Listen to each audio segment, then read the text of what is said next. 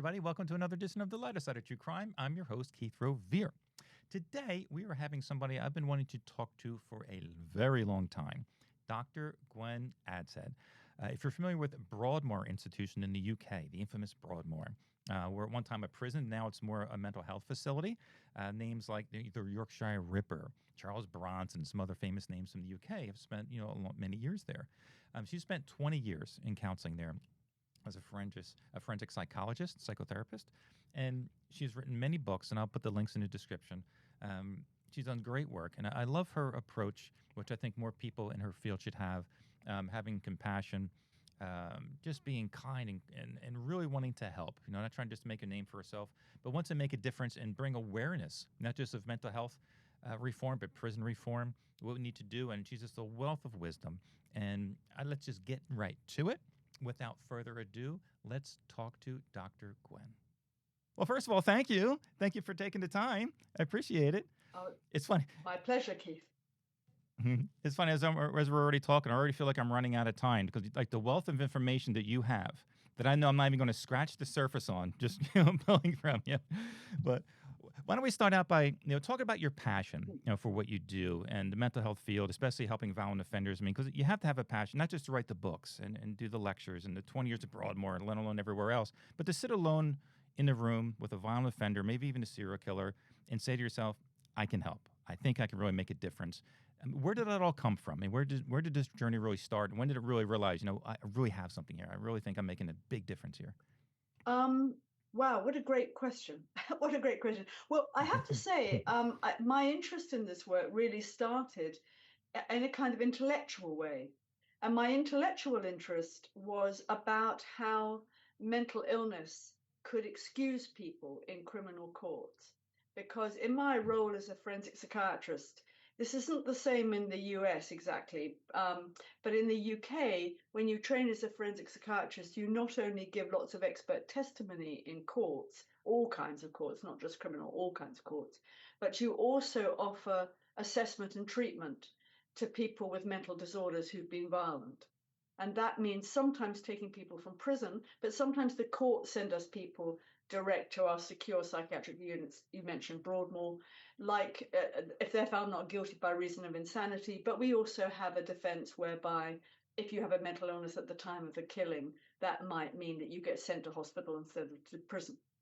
So I was training as a forensic psychiatrist, and as I said, my interest was kind of intellectual because I was involved in going to court and explaining to a criminal court, to a jury, how somebody's mental illness could make them not so responsible. So that meant sitting down and talking to people. And I guess what I got really interested in is I got interested in the stories. I got interested in the personal stories. And then I started really to get interested in what is it how is it that people get into mental states where they think it's okay to hurt somebody? And that's really where my kind of philosophical journey started, but also my psychotherapeutic journey that I wanted to train as a therapist to have these kind of conversations with people. Nice. And you talked about from the hospital to a prison. I had recently on my show a guy by the name of Andrew Elmaker, very violent offender. I mean, he's very good with the chainsaw, let's say. He doesn't always know reality, from fiction when he's living his life and committing the crimes. And he said before he got sent to prison, him, along with some other people he's housed with now, extreme violent offenders, were at a hospital for about 3 years. And he said there is not one fight, not one violent outburst. He said it was amazing. He was getting the treatment that he needed. I mean, he doesn't always know he needs treatment, just because of his mental state. But as soon as he got to prison, he's like, as soon as we got there, just violence. Reese got in trouble. He almost beat 2 people to death. And he says, Keith, I was begging to talk to somebody. I know I needed help. I needed to talk to somebody, and they kept refusing. He says, no, you got to wait till next week or next month, whatever. When the counselor comes in, only a big group setting. He's like, Keith, that group setting, we get it doesn't help. And, of course, he did a violent outburst. Talk about some of the differences, especially with care, like mental health care between, not all prisons, but most prisons who don't really offer the same as a hospital. Like, what are some of the differences, and why do you think they're not getting the care they need, even though they're in prison and not hospital? Is like, what are some of the differences there? Well, differences and, of course, similarities, because we know, at least the studies in the UK have shown that 70% of people in prison have very serious mental health difficulties. Yeah. And I think we also have good evidence, both from both sides of the Atlantic, and different countries in Europe and Australasia too, that that if your prisons are kind of very scary and stressful environments, that's going to make people's mental health worse. And of course, people are not only the victims of violence in prison, but they may simply be witnessing violence. And I've been meeting with some people who were falsely convicted of a crime and went to prison. And one of the most dreadful things they said about being in prison was witnessing violence, that they found this terrifying. So when you talk about a man like this who's handy with a chainsaw, but who has a history of mental illness, I mean, the big difference between a hospital and a prison is in a hospital, we talk about people's risk and we talk about their mental states and how their mental states are contributing to their violence. Whereas what happens in prisons is that nobody seems to be very interested in stopping people from being violent. There's an interest in control, but there really Oh, yeah. isn't an interest in actual change. And this is the thing that's baffling, really should be baffling to all of us, because your and my tax dollars or tax pounds are paying a vast amount of money every year to Exactly. keep a man or a woman in a prison. And I think as citizens, we want to know that that money is well spent, with that when people are coming out of prison, they're coming out in a better state of mind than when they went in.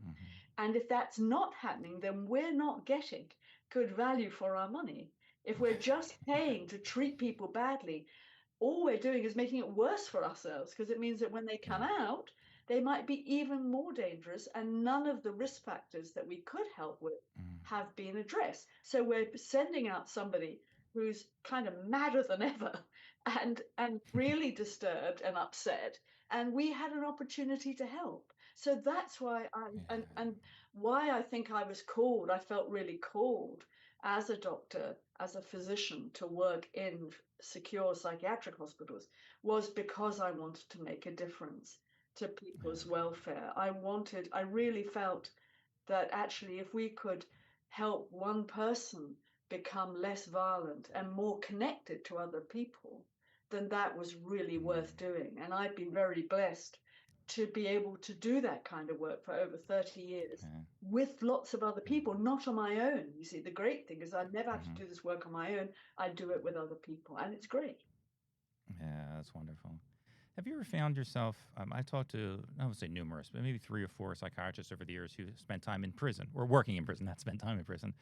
And they said they felt handcuffed. They said they weren't allowed. I mean, if you're basically told, you're not really allowed to treat. I mean, it's almost like just kind of keep them under control. Don't diagnose anything they weren't already diagnosed with. Don't give them any medicine they weren't already, this is what you're allowed. Have you ever found yourself over the years, you don't have to name a prison, but you felt a little handcuffed in the prison setting where I know I can do better. I know our team can do better, but there's like limits, prison versus a hospital, so to speak. Oh, yes, very much so. And that's partly because of the prison's role in containing people. And I think one of the biggest one of the really complicated philosophical issues that we all have to get our heads around is prisons are doing something that we want them to do. I mean, sometimes, our fellow citizens get into mental states, do things that are cruel and violent, and they perhaps do need to step out for a while and be held somewhere safe. And I think it's not unreasonable to think that that's a good thing. I'm not a prison abolitionist, but I think those prisons need to be places where we take mental health very seriously as we take helping people become pro-social and rule keepers and all that kind of stuff. I think it's not that our prison systems stop us from working. We just don't have the resources. I mean, just finding rooms to run a therapy group in is really difficult.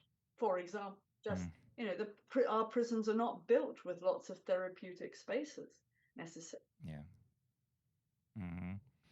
You touched on it too. I was going to mention that sometimes prison seems like almost like the guards there. It's more like they're trained more on hand-to-hand combat, so to speak, than communication, like herding cattle. Just herding in. I think the term I've been hearing a lot the last couple of years is that negative reinforcement, like a nice way of saying it's just a punishment-minded prison. Talk about the state of somebody's mind, even a healthy mind, let alone somebody with some mental illness, where you're living in that constant fear, not just of other inmates, like you're saying, witnessing this violence, but the fear of the guards. Every day, I don't know, 10, 15 people I talk to a day, like some of the most famous violent offenders ever, saying, oh, they just flipped the cell over again. I'm afraid to hang anything up. I can't look the guard in the eye. I got a beating for this, beating for that. What does that do to the human mind, a normal mind, let alone somebody who's already has many issues, they need help, and living in that 24/7 constant fear? Well, it's unwise and unhelpful at a number of levels. If that's not great kind of British understatement. I mean, it is unwise to belittle or humiliate or frighten people who already have significant mental disturbance. And we know that, and this is definitely true in the States as it is in the UK, that at least 50% of the prisoners who are incarcerated have experienced very high levels of childhood trauma, especially neglect and physical abuse, and witnessing domestic violence. And those people are psychologically vulnerable. So if you treat them badly, all that is going to happen, if you terrorize them, all you're going to do is exacerbate the kind of damage, the psychological injury that we think happens as damage happens in childhood. But it is also it's also unwise because we have lots of good research that shows that punishment doesn't work. That actually treating people badly about themselves, making them feel bad, taking away things, it actually doesn't help people change their minds for the better. We all want the same thing. What we're disagreeing about is how to get there.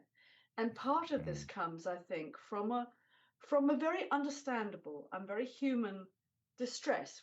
When somebody gets hurt by another person, we feel angry on their behalf, and we feel vengeful on their behalf, and I get that completely, and we want to hurt them back, but and although that's very human and natural, I think we have to stand up against that because it doesn't help. Whereas what we know helps is actually listening to people who've done wrong, giving them an opportunity to learn to do something different, giving them an opportunity to reconnect with the societies that they got themselves excluded from. And we know that these things really help and that they're smart. Whereas we know that just punishing people, putting them in segregation, taking all their stuff away, this doesn't help. It might make the prison guards feel a bit safer or powerful for a while. And that takes us into a whole other thing about how are we training our prison staff and who are they? Now, you already touched on it as far as a lot of violent offenders, you do have some type of mental health issue. Do you think it's like in the States where basically, to summarize, if you know the difference between right and wrong during the crime, you're fine, you're going to prison. Well, the human mind's a little more complicated than that, where I know of many serial killers I'm in communication with, they know right from wrong, but there's whole other issues that they have. Do you think it's more like maybe the law needs to change to get them to a hospital? Or you think just more prison reform, like better prison reform inside to help getting the help that they need? Or just change the law, yes, they know right from wrong, but we got MRIs showing the brain. Well, we know this part's not working, and that's because the amygdala and all these things, they're just deeper than knowing right from wrong, basically. Yeah, I think that's definitely right. That the simple cognitive distinction between they know right from wrong, they knew it was illegal, so they must suffer the penalties. I think that doesn't fly anymore. What we know is, I think it's becoming very clear, both in terms of jurisprudence and also moral philosophy, is understanding that knowing something's wrong is broader and deeper than that. That something may be, that just knowing that something's legally wrong is not the same, because as you know, speaking to men, and they are mainly men, I think, who've been very violent, that they justify it to themselves, that they know, in inverted commas, that it's illegal, but it makes sense to them. It makes complete sense to them that actually I'm going to blow this building up, and then that's going to happen, and this is going to happen, and I'm going to feel like I've done a good thing here. And that kind of thinking is kind of complicated. If you want to help somebody, that kind of person, change their mind, then I say just locking them up and treating them badly is not going to help. And I personally think that we should try and introduce many more therapeutic spaces into our prisons. I also think we need to start dividing our prisons in terms of the short-term ones, for very short people, where people are spending short Oh yeah. term, and then where you've got people serving long-term sentences for violence, we try and make therapeutic communities within those walls if we possibly Yeah. can. And we're doing a little bit of this in our prison system Oh, good, in England good. and Wales. And we don't, the data's they're very hard to evaluate. But what limited data we have is very positive Oh, good, about good. prison therapeutic communities. But the other thing is, I think we need to do what they do in Norway and That's my next question. My next question is train our Norway. prison staff. Yeah. I think, or Oh, rather, yeah. and train them, it becomes a degree course, and you train staff to be psychologically sophisticated, and this will make the job a much nicer one for them. And that doesn't mean that you don't take security seriously. So you could add another layer of training about how to manage risk and security as safely as possible. I'm not suggesting for a moment that, that we don't take risk seriously. It's just that we take risk seriously in a different way, in a psychological way, as well as a kind of just a force on force, Y chromosome on Y chromosome kind of way. Yeah. And I think we need to get smart. But I think it would be cheaper, probably, in the long term, to make prisons and prison staff just much more therapeutic in their approach. Yeah. You mentioned the Norway system, was I was going to mention too, that you hear about the negative reinforcement, now the term positive reinforcement, or almost like that reward-based system. And then I talked to a couple years ago, I was working on a book, and I talked to one of the wardens. I think it was Holden Prison, if I'm not mistaken. It just blew me away. I mean, how their recidivism rate for violent offenders, we're going closer to 80% than lower, closer to 20%. I mean, I haven't checked it in a couple of years, but it's probably still, heading in the right direction. And I mean, they have the keys to their own cell, cook their own food. The local community job, the people who own businesses, they're coming to train, so they have jobs when they come out. It's like, this isn't rocket science. And we have the data. I mean, here in America, North Dakota has adopted some of it, pockets of California, Oregon, Jersey, Pennsylvania, a little bit. But it's great data so far. Like I said, not perfect, but it's way better than our 70% recidivism rate, across the board. Why do you think more prisons aren't, they say money is most of it, what they're saying. But why do you think with that data that we do have, we're not trending more towards that reward based, or is it? Well, have any idea? Well, I'm not an expert on other people's prison systems, but I was in LA recently visiting Homeboy Industries, and boy, what a great program that is. And of course, they've been rehabilitating men and women coming out of prison for violence for 30 years, so they know a thing or two about it. And it was put to me, something that I think is particularly the case, perhaps in the United States, which is that many prisons are used for slave labor, effectively. So there are people who are going to lose money if we made those prisons therapeutic and made them, rather than forcing people into working for kind of slave labor. They don't call them prison industrial complexes for nothing, and they are vast. And they are vast. I mean, your vast incarceration rates. Your vast incarceration rates make it very difficult because it's so bound up with the politics, not just at the national level, but at state levels, and rhetorics about bad people. And I don't know if you saw the Pew research that came out a few weeks ago. The Pew Foundation found that in America, 50% of the society think the other 50% are bad. Which is, kind of really and that must leave people feeling very frightened. And where you get fear, you get hatred, and where you get hatred, you get suffering. That's George Lucas. That's George Lucas, but actually it's also Buddha. The Buddha, but it's true. It's true. If you get people who are very frightened, it isn't long before they feel hatred, and it isn't long before they cause suffering through their hatred. So for me, I suspect that one of the biggest obstacles is the public the public concern about hate, about fear, about Hmm. the public concern about revenge. I think there's a wish that those bad Big people over time. there need to suffer, Oh, yeah. and I Hmm. feel happy because they're suffering, and just the fact that there are businesses making big money out of incarcerating, big strong men for a long period of time. Yeah. Do you think we can do anything? Because that's I always thought be more of a public outcry.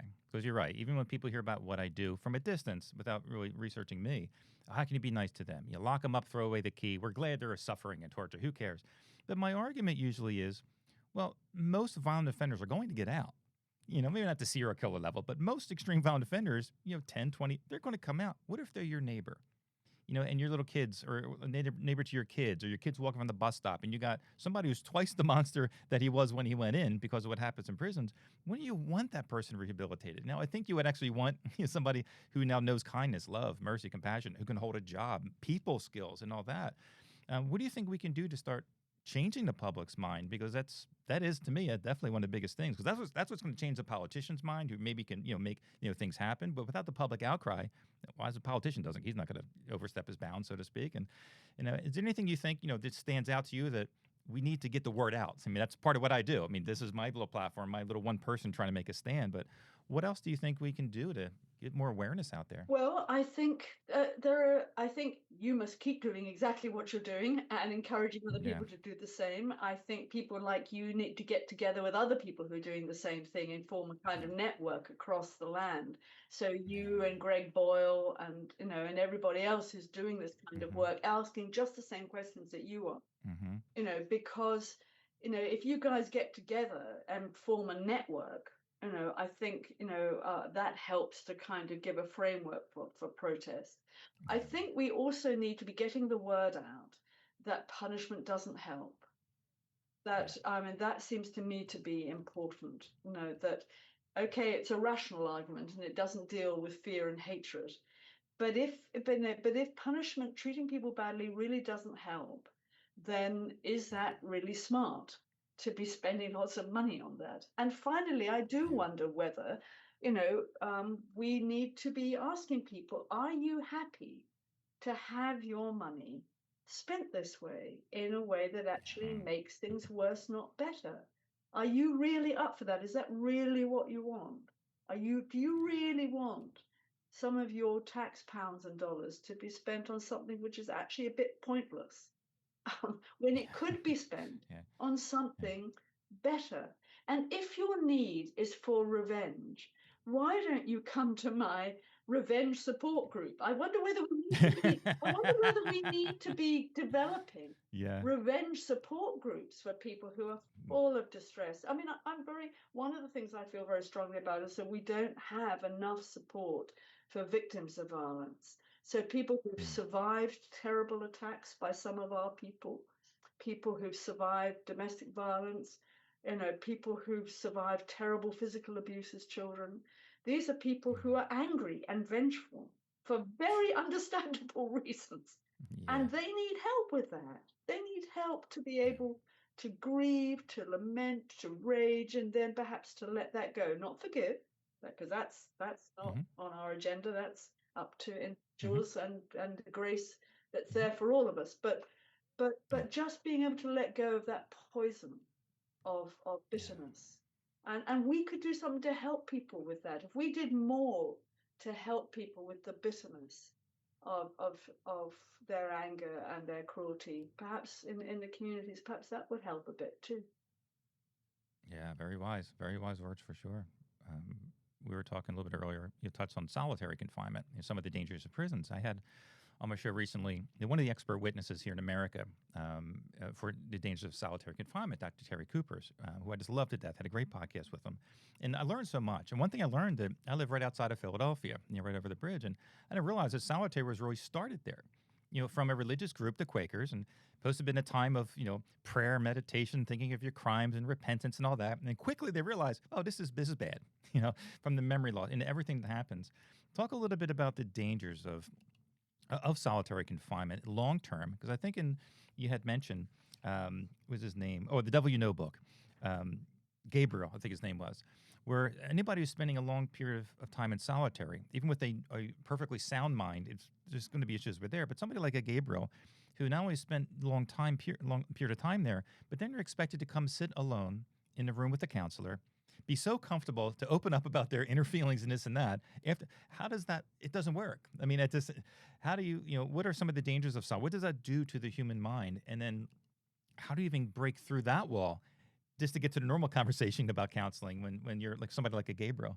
Yeah, yes, and Gabriel kind of, as you say, in the devil, Gabriel stands for a lot of the people I've seen who've been in solitary confinement.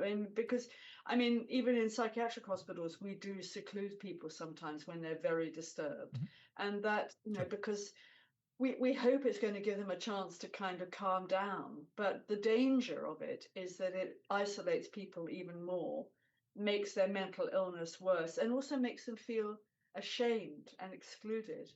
And this is not likely to help people let go of their fear and their hatred. So I think there's lots of within mental health, we have lots of debates about the use of seclusion. Some places, I believe some places in Canada never use it at all in mental health services. Other services do. We have lots of debates about it. But when it comes to prisons and segregation as a kind of punishment, I think the data is absolutely clear that it drives people mad. It's absolutely clear that if you use it as a punishment, then it drives people mad, and they do go mad. People become desperately psychotic. I dealt with a man who had killed 3 people and spent about 8 years in solitary confinement because he was very disturbed in prison, and he went completely mad. He became really psychotic and had to come to our hospital, and it was very hard to manage for a long time because, of course, we had to treat him with great care because he was so paranoid that he couldn't really believe that any of us wanted to help him, and he was very quick to misperceive us. So one of the things that we do in those circumstances is just to be thoughtful about that. We get that people don't always trust us, and we don't assume that they see what wonderful people we are. We know that they've been conned by nice people before. So we give them plenty of space to be mistrustful and not take offense at that. And we also give people plenty of time, and we also pace people. And we try and get in our psychiatric hospitals, we try and help our nursing staff to begin to make those kind of relationships that are a bit more trusting. And the other thing that we've often found very helpful in our seclusion, in our segregation unit, is using art therapists. Because sometimes art therapy, whether it's drawing or music, can be a really great way for somebody to reconnect if they've been socially isolated for a long time. It's hard. It's hard. It's funny. I probably have, without exaggeration, at least 1,000 pieces of artwork here in the house that people have sent me over the years, and some of the most famous violent offenders. And they said that's another way of, it's not just escaping reality of the habit, but from long times of solitary. He said it is soothing where they can absorb themselves, almost like a movie. They can just go in there and not that the problems disappear, but for those couple hours, it does bring a sense of healing for sure for them. Yeah. Creativity. We know that creativity is a very important part of healthy mental function. And often again, people who've had very deprived childhoods may not have had much of an opportunity to be creative. Sure. So that can be a really good way of starting people off in psychological work. Yeah. Do you think the prisons need to do a better job? I mean, just the stats on suicide rate from spending over a year or so in solitary and then released, especially a lot, I won't say the majority, but I know a lot, they don't have that support when they get out. But now you're asking them to join a society, a community of people from being in solitary from so long right to that. How does one adjust? Because obviously a lot don't, because there's a decent, a pretty high suicide rate on that when they don't have that. Even if they do have a strong foundation when they come out, there's still a lot of change that needs to happen. what do they need to do better? As far as you think, preparing people to come out to the natural world, especially someone right from solitary out. It's clear they don't care. Most of them right from solitary. Oh, you're gone now. Goodbye. But what do we need to do better with that? Well, I think the most obvious thing is a kind of decompression process, and we need to be making better use of what we call open prisons here, um, where you are perhaps allowed out during the day or for half days to go and work, experience, and have Okay. therapy, and then you come back. Because the irony is that when you're in prison, you are kind of cared for in the sense that Mm-hmm. you are Sure. supervised and people know where you are. Although it is the most punitive kind of supervision, which of course parallels for many people exactly what they experienced at home when they were little boys. So, go Yeah. figure, Oh, yeah. go figure. Mm. But so I think what we need is kind of much more decompression kind of prisons for people who are moving out, and never putting people straight out from SEG, straight onto the community. One of the other parts of this is if you do that, then you enable people to have a bit of therapeutic interventions before they go or as they're going. And the other thing, of course, is addiction problems and getting Yeah, big one. really I into agree. those, because we know that a significant number of the people who die soon, who do die soon after leaving prison, partly they're initially the majority are suicides, but later on they die from poor health, and some of that is to do with Yeah. addictions, and relapsing Mm-hmm. back into addiction. So, Yeah. and we know that addiction is a major driver for all kinds of crime, including violent crime. So again, if we're serious about trying to help people not be violent anymore or not commit crimes Mm-hmm. anymore, even kind of, just ordinary sort of material crimes, helping them with addiction is the thing we need to focus on. Yeah. Yeah. Oh, I 100% agree, especially with addiction too. You said a quote. I don't remember where it was from, but my head exploded. You blew my mind. It was a lecture you were giving. If I was going to guess, maybe it was maybe Gresham, something like that. But I might paraphrase a bit. I wrote it down as best I could. Talk about to make breakthroughs of somebody and really make a psychological difference. You said, in part, being aware of what you don't let yourself think about.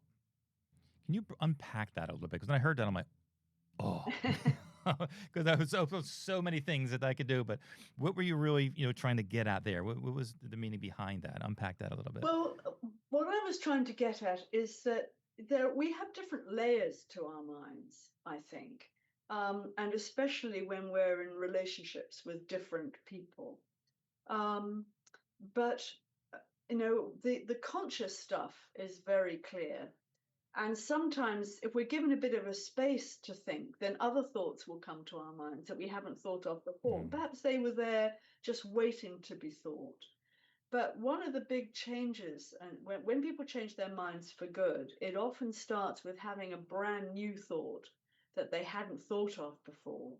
Yeah. And sometimes those new thoughts reflect things that you haven't let yourself think about. Often, for example, Mm-hmm. psychological pain. If you've been exposed to a lot of psychological pain in your life, one of the ways that you may deal with it is by, at one level, deciding just to push that out of sight for a Yeah.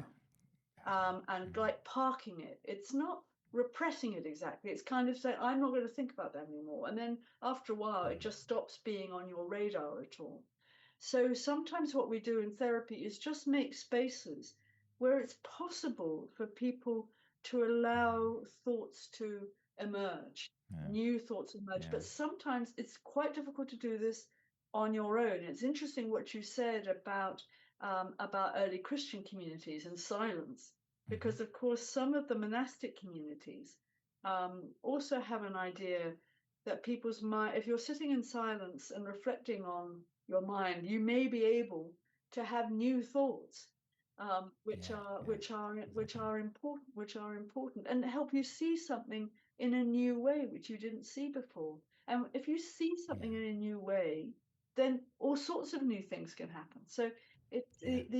these tiny things, but often we don't know what it is that we're not thinking about.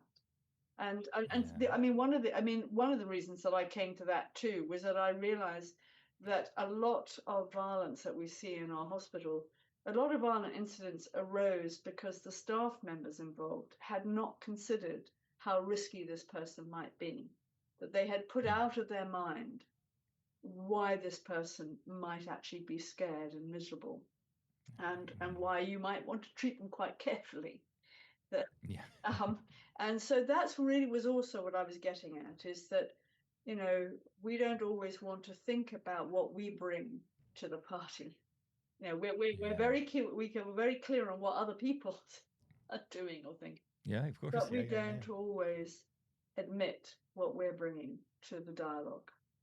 Mhm. It sounds like a lot of what you're saying that included to allow our minds to go to those places. It seems like you almost have to eliminate the stress that they're thinking of, not just the prisons or anywhere else, to get them a sense of peace and calm, to allow those thoughts to come in. And you mentioned you used the name Andrew with somebody. We talked about he was like that curiosity that he had about his mind, you know, in Broadmoor and just in general. Talk about the importance of that, because you mentioned also at Broadmoor, just in general, that they had a lot of people were happy to get the help. They loved it. They loved talking. But you know, first thing I thought of when you mentioned that, being curious about the mind and happy to get the help, where was that curiosity and help before the crime? You know, why don't you think they really sought out help?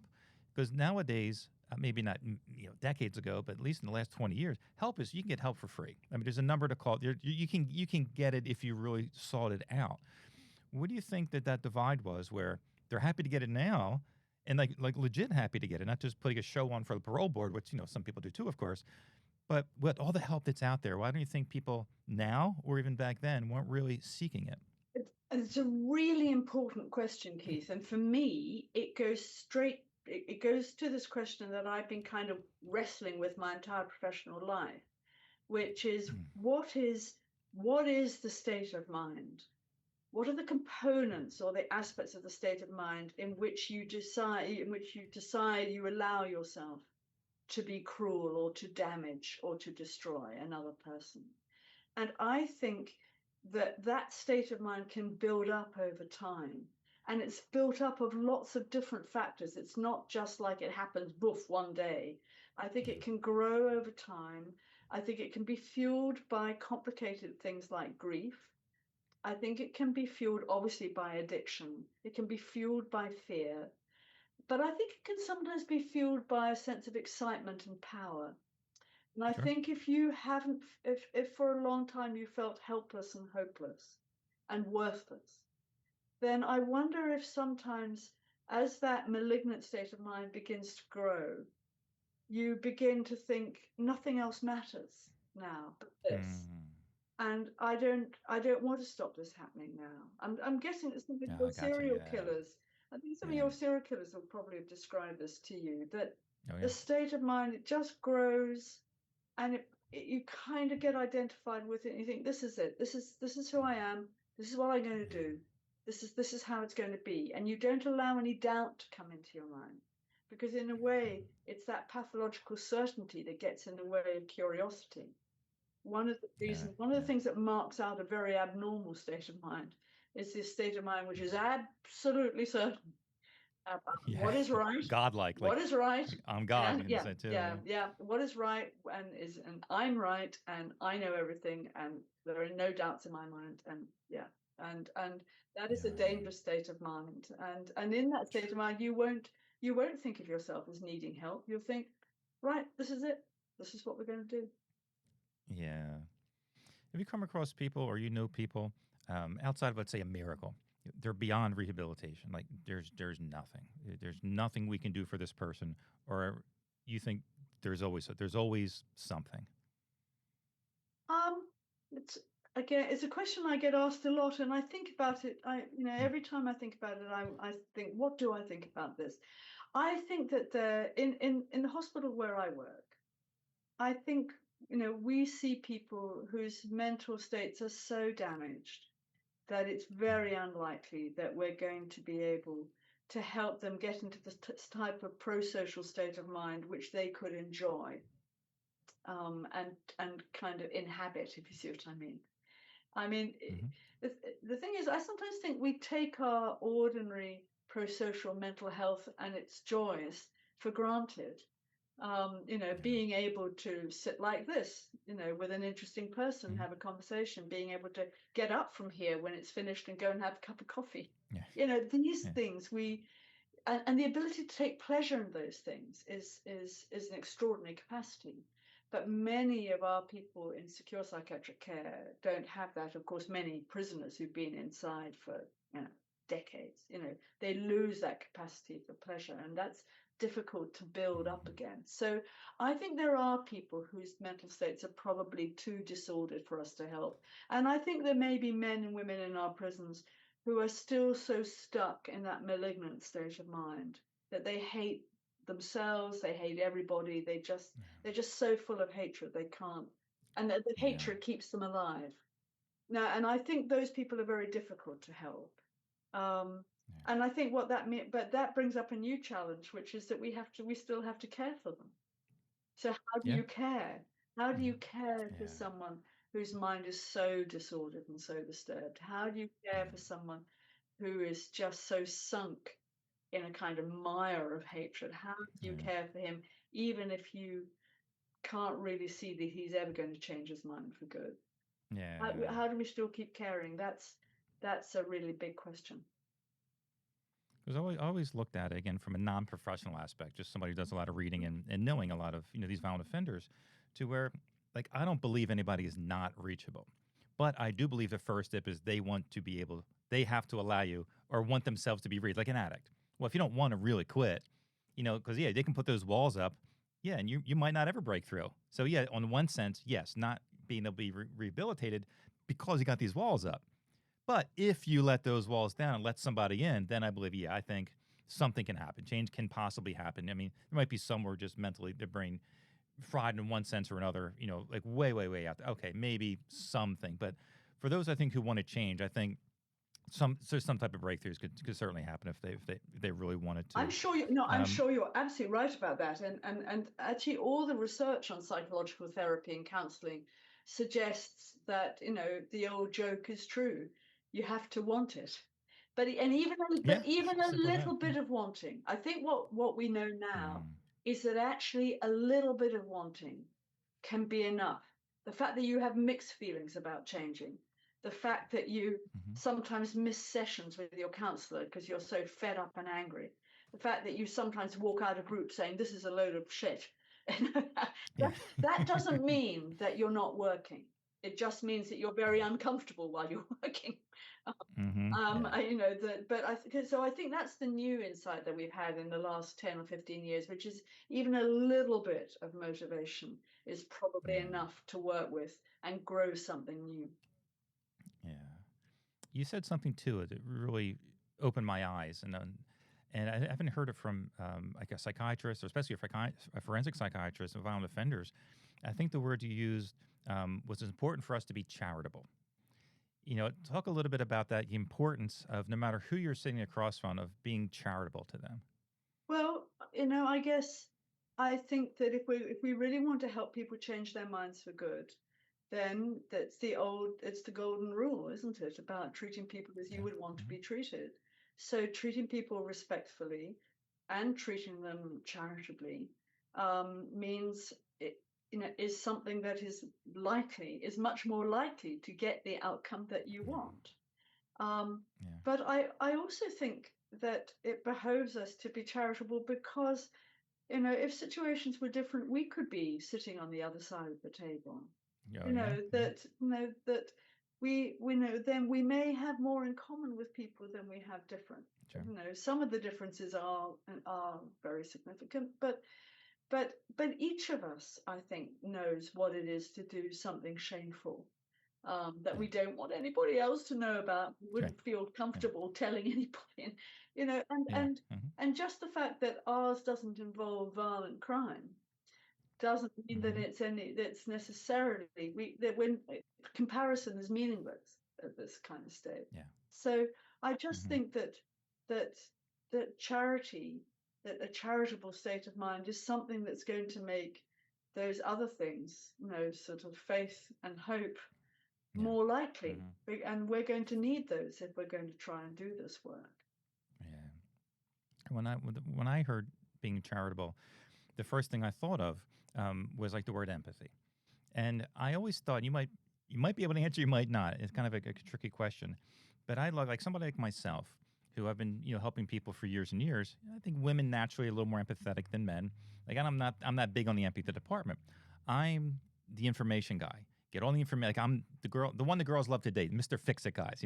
That's me. Where I get all the information and try to fix things. And I can see that being the ideal counselor almost. You get all the information and help.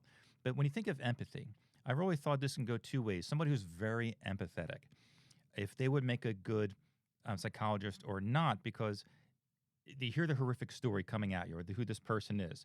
If all the empathy goes to the victim, maybe I'm thinking like subconsciously, how could you, in one sense? Or you could be the greatest counselor because, oh, I feel so bad, your childhood and this and that. Do you think, does that play a role? Can that be good or bad? Or you think most are wise enough to keep the empathy aside and just do my job? Or can it be a positive thing? Like a very empathetic person could be the greatest counselor, or like, I really feel your pain. I want to help you so much. And does it seem that really plays a role, or am I looking a little too deep into that? No, I think you're raising an extremely interesting question, which is a matter of active debate.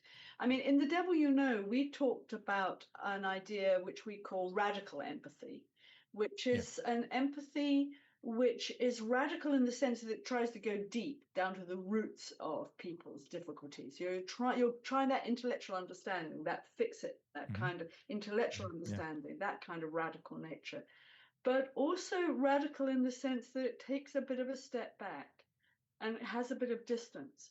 Because the danger with being the kind of the empathetic stance that says, "Oh, I feel so moved by your pain," is that it ends up being about you.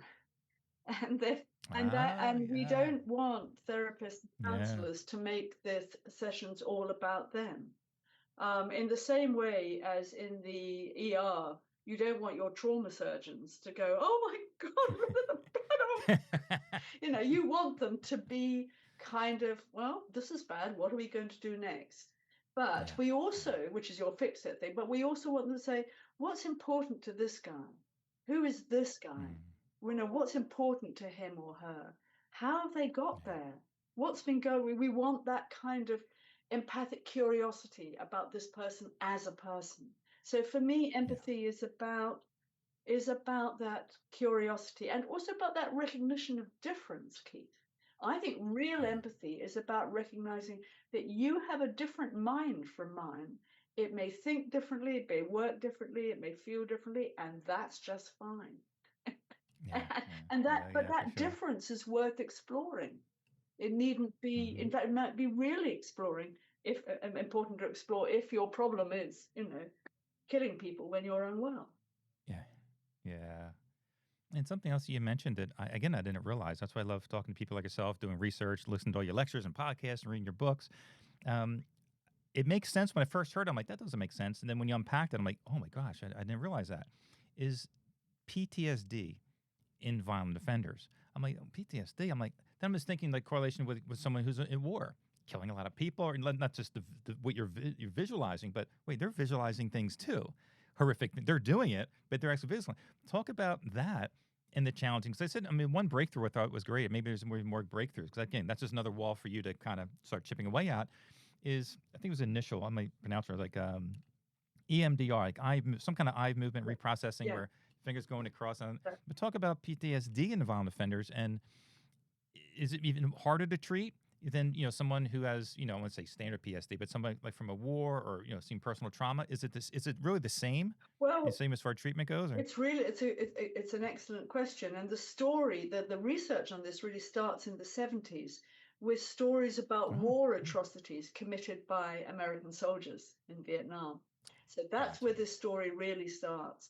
And those soldiers came back and they had PTSD for the stuff that they'd done, that violated the Geneva Convention, that seriously against the rules of war, And so that's where this work really starts. And so out of that work came a bit of an interest in PTSD in veterans, specifically in relation to killing, even where the killing is justified. And of course, we know that soldiers who are exposed to lots of very traumatic images and smells and sounds and sights and things, Sure. probably more likely to get to develop the signs and symptoms of PTSD. So somewhere in the 1980s, people started to think, well, hey, that actually people who've killed in other circumstances might also have that experience, particularly at the, they might be at the time that if they're psychotic when they're killing, that might kind of insulate them from the reality of what they've done. But when that goes away, they may be completely overwhelmed by what they remember, the sights, the sounds, the smells, the imagery, all of that. And so people started to do some research into people who'd killed when they were mentally unwell. And sure enough, a proportion of people, not everybody, but a proportion of people do get PTSD in relation to their own offenses. The thing that's complicated, Keith, is that a lot of people when people who are mentally ill are violent, they are often violent to family members when they kill family members. Often they kill their mums because their mothers are the last people left to be in touch with them. So their PTSD is complicated by grief. So it's not straight PTSD like you would expect to see in war, but it's also a complicated bereavement reaction because they have all the stuff about grief. They have all the PTSD symptoms, but they also have grief and of course the shame and the blame, the self-blame for what they've done. So, and that's why we, together with some wonderful colleagues, we were able to set up a homicide group in Broadmoor to treat only the people who killed when they were mentally ill. And then after that, we set up a group of people who killed strangers when they were mentally ill. And those groups are still running after 20 years. I know it's a remarkable work. Remarkable work by the staff, but also remarkable courage by the patients who come. Take a risk to come and join this group. But what we notice is that it really does seem to help people come to terms with their offences better, to take more responsibility, to take more agency, and that makes us then a bit more hopeful about that they'll be able to work pro-socially with probation and parole and everything else when they finally get out. Makes us more confident in being able to work with them. Nice. As we kind of wind down, I do want to talk a little bit about faith. People ask me, we were talking a little bit earlier, how I got started and everything, and people will still ask me, why do you talk to them? I get that all the time. So not just, talking about public perception and stuff. And I always, talk about my faith. One scripture I always use is in the book of Luke, talking about Jesus himself. He's like, he was kind to the ungrateful and to the evil. That usually opens people's eyes, even if they're not religious. Well, if it was okay for him, it's all about positive change. It's not the healthy that need a doctor, it's the sick. I've read a few things, a couple of articles you read about your faith. Talk a little about how your faith plays a role in what you do in helping people, help you getting through hard times and listen to these stories. What role does faith play in your work?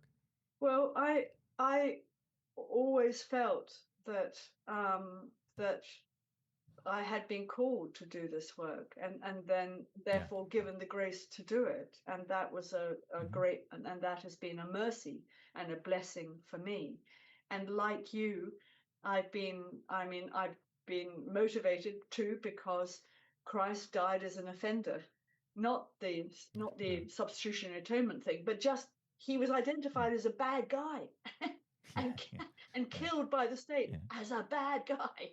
But afterwards, there's nothing in what he said or in the disciples' actions that suggested that he sought revenge on those people who had hurt him or advocated anything. But how can we transform our lives? How can we have life and have it more abundantly? And who wouldn't want to be part of that? Who wouldn't want to be part of helping people have life abundantly?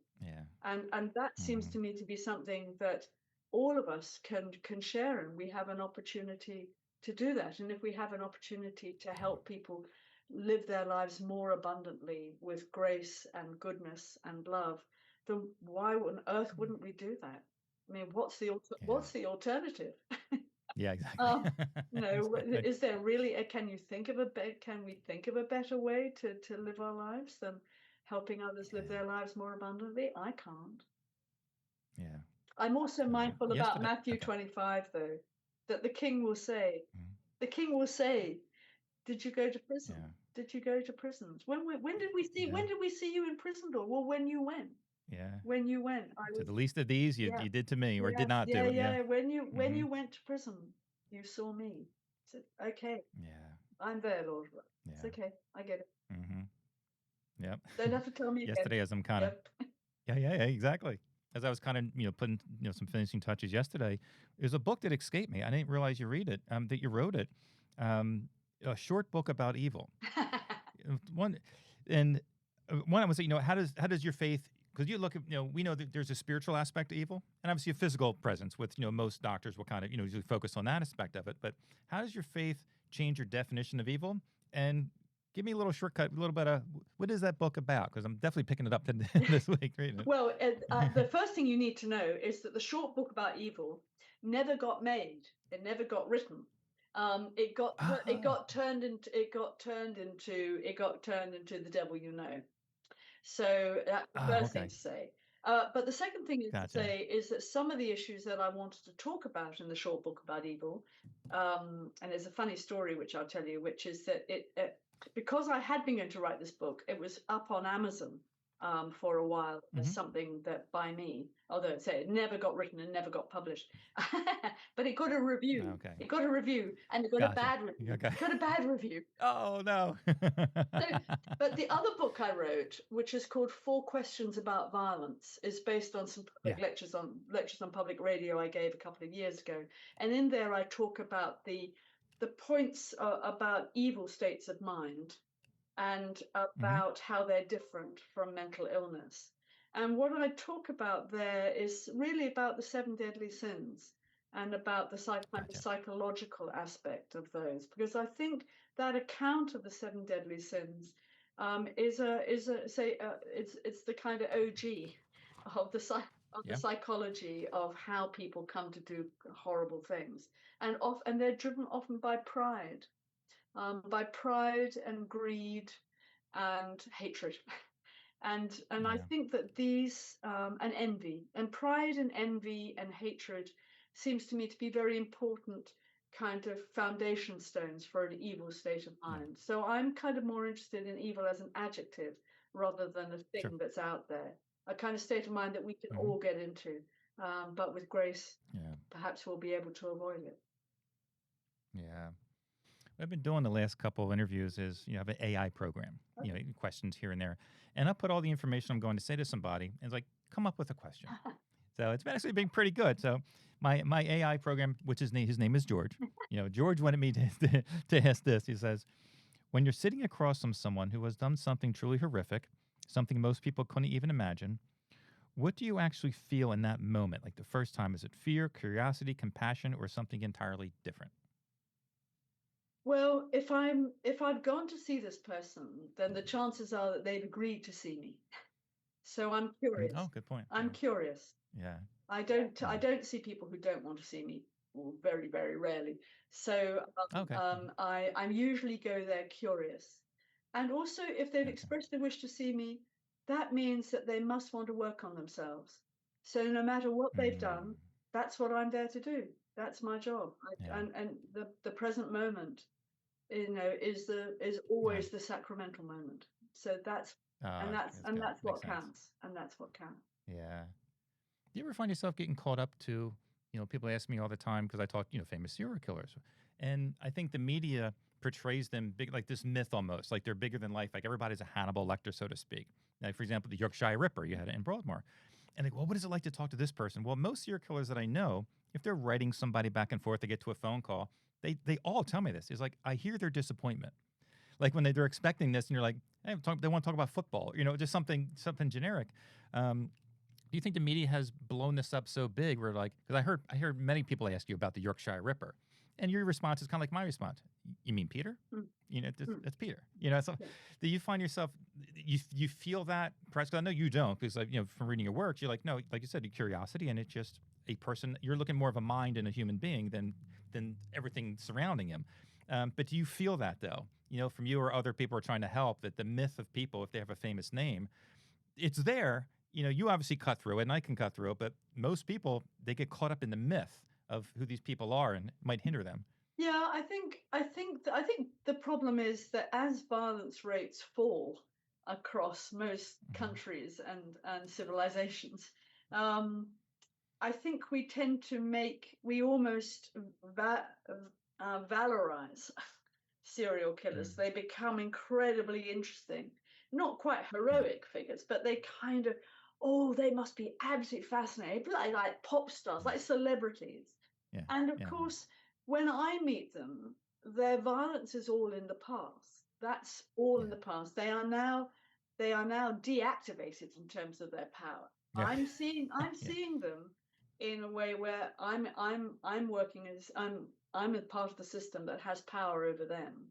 And I'm obviously not interested in exerting power over them, but Sure. the dynamic of the violence where they were the perpetrator and somebody else is the victim, that's gone. It's just non-existent. They're in a completely different context now. So I'm kind of not interested in the past because there's nothing we can do about it. I'm not suggesting that it's important to think about in terms of risk, obviously, but actually it's, I mean, the present moment is the most important. It's perfect way to end. Staying present. Anything else that you're working on? Anything you're promoting? Any new books or any appearances or anything? Or what do you have? Yeah. What's on the agenda? At the end of February, I published a new book with my friend Eileen called Unspeakable. Okay. And Unspeakable is Good. about trauma and about survival after trauma. But it's not really about trauma, it's about how people survive trauma. And it's about how traumatic experiences disrupt people's language, disrupt people's identity, and how therapy and counseling spaces can help people discover a new way of being after trauma. So it's called Unspeakable, and it's just like the other book. It's a series of case stories. And I hope that people will find it interesting and readable and give them a new way of thinking about life after trauma. I'm sure it will be great. I look forward to reading it and promoting it like I do all your stuff for sure. Well, thank you so much for taking the time. I know you're very busy, but I really appreciate it. I mean, like I said, I haven't even scratched the surface of what I want to ask you, but I think we talked about some important things, and you definitely have a wealth of information. I think you've been a blessing to this world. Everybody knows who you are in this field, and I think more people need to know you and your work. And I will do my best to promote it, get the good news out there for sure. And I really thank you for your time. Thank you so much, Keith, for letting me be part of this lovely work that you're doing. It's a real blessing. Thank you so much. Well, there you have it. A conversation with Dr. Gwen. I could have talked to her all day. And it's obviously I'm branching out a little bit, not just having serial killers on the show, but I think it's important for prison reform, mental health awareness. Like as she even said, expand the network a little bit by bringing people on, experts from, Dr. Terry Cooper's we talked about on the podcast of the expert witness in solitary confinement, the dangers of. Dr. Rachel Tolles, which on depending when I upload this Friday night in Philadelphia, her one-woman show, so to speak. Very similar to Dr. Scott Baum, talking about serial killers and the mental health issues of serial killers and the media and society and all of that. She'll be here this Friday night in Philly. But other people I want to bring on too and talk about many different aspects, not just having serial killers on the show, but just bringing awareness, and how the mind works. Again, opening the minds of our culture, because as we mentioned this tonight, of how most culture wants just to lock people up and throw away the key. But most people are going to get out, like we said. And how can we make a difference? I said, I'm doing my little part. And as she had mentioned, to network out and expand a little bit. And I'm kind of doing with the podcast, bringing more people on, not just serial killers, just to talk about change and what we need to do to help make this world a better place, so to speak. But it's true. It sounds a little hokey, but it is true. And what can we do? And so again, my little part and bring people on, talk about positive change. And then that's it. So we got a lot of cool guests coming up. Robin Gett from the Ripper Crew is going to be coming on pretty soon. As soon as he gets his tablet back, talk about his case, which is going to be wild. Joseph, I almost said Dr. Joseph Naso, the Alphabet Killer. I've been talking to him a lot. He might be coming on the podcast soon. Give his side of the story and some events that happened with him. Some new cases and new charges that he's trying to deny, and look forward to having him on. So cool. We got a lot of good stuff coming up. Thanks for all the support. Until next time, see ya.